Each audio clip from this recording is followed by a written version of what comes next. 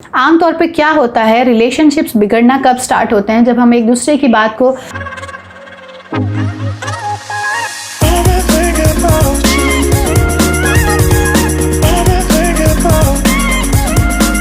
Happy marriage life के क्या राज हैं? सक्सेसफुल, कामयाब और खुशहाल जिंदगी किस तरह से हो सकती है, आज मैं आपके साथ शेयर करूंगी यूट्यूब चैनल पे। देखते रहिए नादिया शाहीन यूट्यूब चैनल और मेरे चैनल को सब्सक्राइब कीजिए। आगे चलते हैं। हैप्पी, सक्सेसफुल और खुशहाल जिंदगी गुजारने के लिए वो कौन सी चीज़ें हैं जो आपकी लाइफ में कठिनाइयाँ ला सकती हैं, कठिन मुश्किलात ला सकती हैं, और वो कौन सी चीज़ें हैं जिसे अपनाकर आप अपनी लाइफ को ईजियर, स्मूदर और हैप्पियर बना सकते हैं। चलिए मैं आपके साथ शेयर करती हूँ। ज़िंदगी में अप्स एंड डाउन्स आते हैं, उतार चढ़ाव आते हैं, और किसी भी मैरिज लाइफ के सक्सेसफुल होने के लिए हमें जो टाइम पीरियड रिक्वायर्ड होता है वो 10 to 12 ईयर्स होते हैं।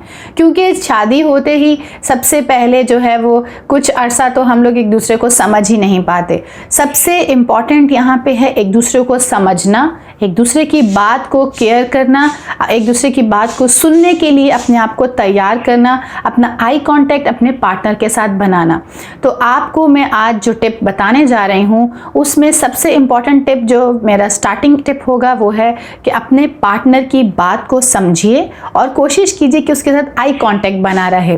जब आपका पार्टनर आपसे बात कर रहा होता है, यहाँ बहुत से ऐसे मसाइल का सामना सिर्फ इसलिए करना पड़ता है कि हम अपने पार्टनर की बात को सुनना नहीं चाहते, और ऐसा सिर्फ इस वजह से होता है कि या तो हम अपने पार्टनर से खौफजदा होते हैं या अपने पार्टनर से नाराज़ होते हैं।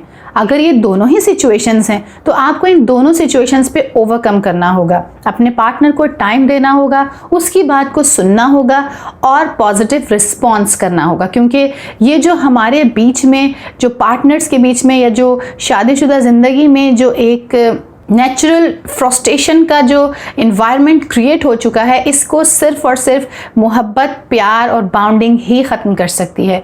अपने पार्टनर की स्पेशलनेस को, यूनिकनेस को अप्रिशिएट कीजिए।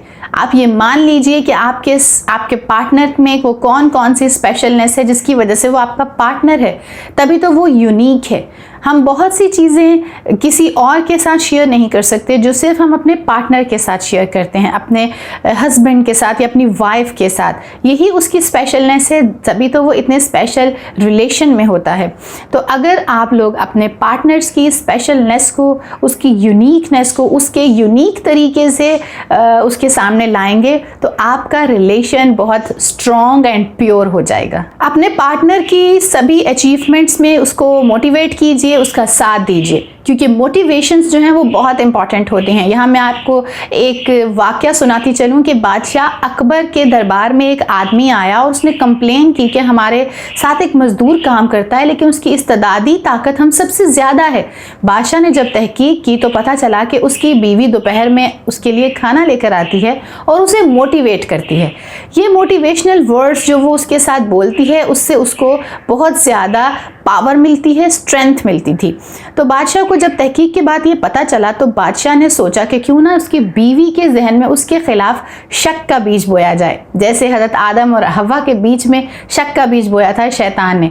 इसी तरह से उसके माइंड में बादशाह ने ये बात बिठा दी कि तुम्हारा शौहर जो है वो अच्छा इंसान नहीं है, उसके साथ वो अच्छे फ़ेल अफ़ाल में मतलब कुछ भी कह के उसके जहन को जो है वो अपने शौहर से बदगुमान कर दिया।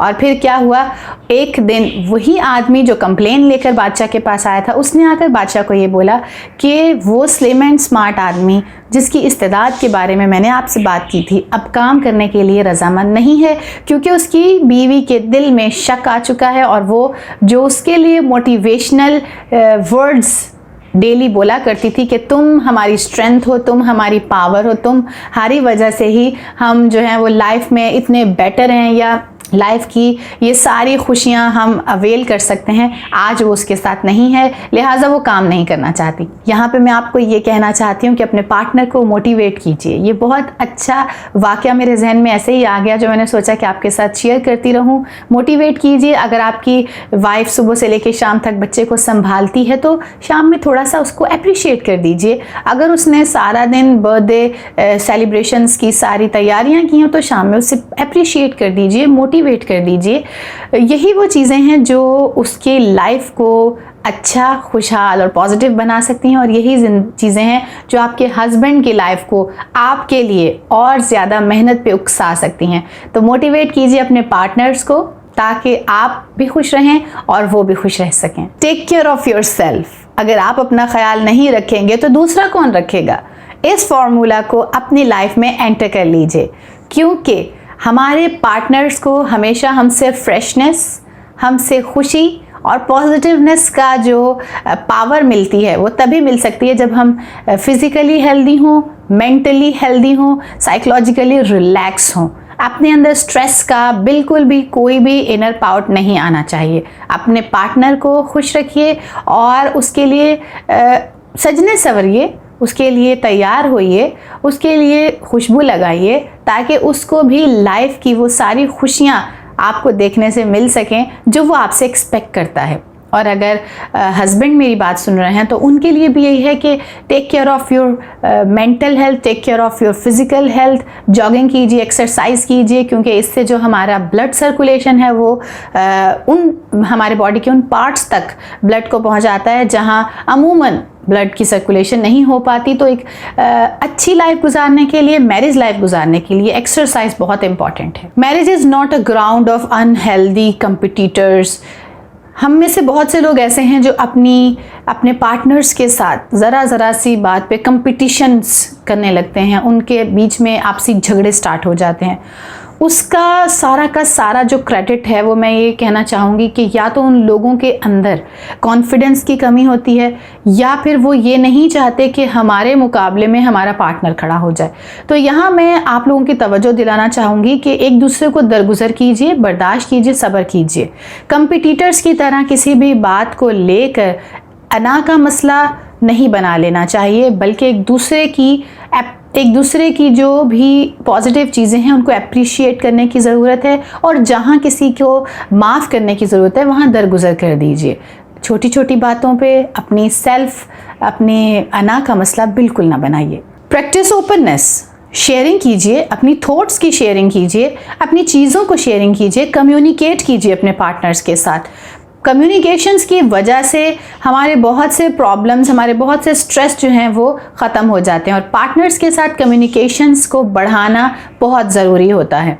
जब हम ओपननेस की बात करते हैं तो थॉट्स की ओपननेस, प्रॉब्लम्स की ओपननेस, शेयरिंग की ओपननेस, ये सब चीज़ें इसमें एंटर हो जाती हैं। हमारा सबसे यूनिक रिलेशन हमारे पार्टनर्स के साथ होता है, सबसे स्पेशल रिलेशन जो है वो हमारे पार्टनर्स के साथ होता है। तो अगर हम इस यूनिकनेस को, इस बहुत ही स्पेशल रिलेशनशिप को इस तरह से अपनी लाइफ में एंटर कर लें कि हर चीज़ उसके साथ शेयरिंग करें, तो इस तरह से हमें हमारे स्ट्रेस से रिलीफ का भी एक वे मिल जाएगा, और दूसरी तरफ हमारा पार्टनर भी हैप्पी हो जाएगा कि हम उसे अटेंशन दे रहे हैं, उसकी बात सुन रहे हैं और उसको तवज्जो दे रहे हैं। आमतौर पे क्या होता है, रिलेशनशिप्स बिगड़ना कब स्टार्ट होते हैं? जब हम एक दूसरे की बात को तवज्जो से सुनते नहीं हैं, हम एक दूसरे की तरफ तवज्जो नहीं देते। हम लोग या तो अपने मोबाइल को चेक करना स्टार्ट कर देते हैं, या फिर जब हमारा पार्टनर हमसे बात करना चाह रहा होता है तो हम क्या करते हैं, हम चैनल स्विच करना स्टार्ट कर देते हैं। प्लीज़ इस चीज़ को अपनी लाइफ से निकाल बाहर फेंकिए और अपने पार्टनर की तरफ ध्यान दीजिए। उसको ज़रूरत है आपकी और आपको ज़रूरत है उसकी। लास्ट बट नॉट लीस्ट, सबसे लास्ट में ये बताऊंगी आपको कि आप जो भी कहते हैं, वट एवर यू से विद योर पार्टनर, आपका कोई भी मूड हो, आपका कोई भी पोजीशन हो, आपका कोई भी स्ट्रेस हो, आपकी कोई भी इमोशनल चीज़ हो, आप अपने हस्बैंड के साथ, अपनी वाइफ के साथ, अपने पार्टनर के साथ जब भी वर्ड्स की शेयरिंग कर रहे हों तो बहुत ही संभल के वर्ड्स की सिलेक्शन कीजिए। अगर आप अग्रेसिव हैं तो भी अपने वर्ड्स को बहुत थॉटफुली सिलेक्ट कीजिए, ताकि कोई ऐसा वर्ड, कोई ऐसी बात, कोई ऐसा सेंटेंस उसके माइंड में ना चला जाए जो बाद में उसकी मेमोरी बन जाए और आज नहीं तो कल आने वाली लाइफ में वो प्रॉब्लम्स क्रिएट कर दीजिए। तो इसी के साथ मैं आप सबसे इजाज़त लेना चाहूँगी। अल्लाह हाफिज़। मेरे चैनल को सब्सक्राइब कर लीजिए और मुझे कमेंट सेक्शन में ज़रूर बताइएगा कि आपको मेरी वीडियोज़ कैसी लग रही हैं।